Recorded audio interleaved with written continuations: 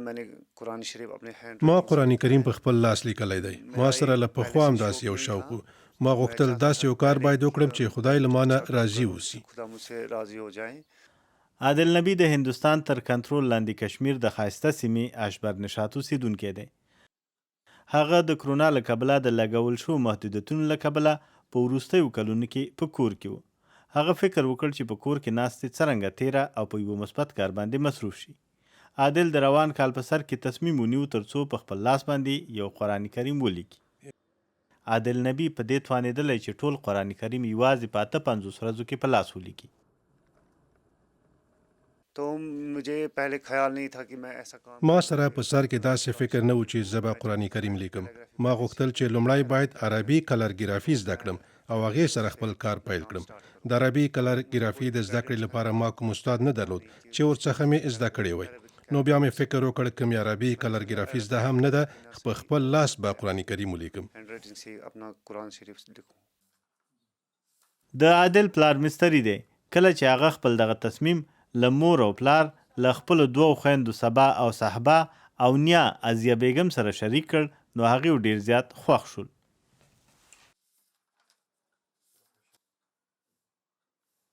जब मैंने کله مې چې کار بشپړ کړ نو په لومړي سر کې مې خپلې کورنۍ ته خبر ورکړ.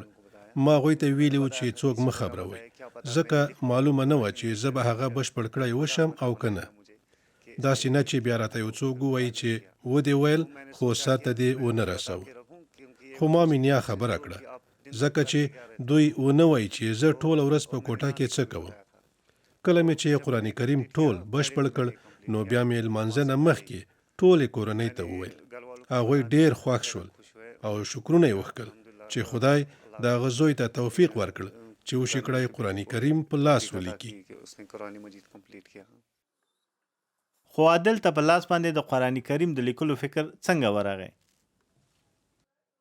मेरा दिमाग में पहले से په तो था ابتدا नहीं کې कि خو मैं ما कुरान سره शरीफ داسې یو लिखूं। فکر نه و چې زه به जो قرآن ये کریم په لاس 2-3 لیکم. सालों से تاسو आपको ټولو ته सबको معلومه पता ده है कि چې यहाँ په कश्मीर تیرو में 2-3 हालात کلونو बहुत کې په खराब کشمیر रहते کې हैं। د کرونا चाहे او یا د 370 نورو دلایلو له या کبله कोविड हो या حالات किसी ډیر और خراب रीज़न की شوي वजह دي. से لمدې امله हालात ټول खराब خلک रहते हैं। بیکاره ول. तो نو دې सबकी سره ما अपनी تصمیم अपनी ونیو چې باید जगह خپل सब बेकार रहती وخت थी। په یو ښه मैं کار चाहता باندې था تیر. कि किसी अच्छे काम में अपना टाइम स्पेंड نو करूं। هماغه و چې तो फिर تصمیم مې ونیو मैंने تر ये څو په जर्नी لاس स्टार्ट باندې की یو قرآن کریم अच्छे ولیکم. काम के लिए। که तो خدای मैंने کول सोचा له कि मैं برکته एक به कुरान शरीफ د लिखूं خلکو د هدایت ताकि سبب इससे واقع شي. बाकियों को क्या पता खुदा करे इस सब की बदौलत किसी को ऐसी हिदायत नसीब हो.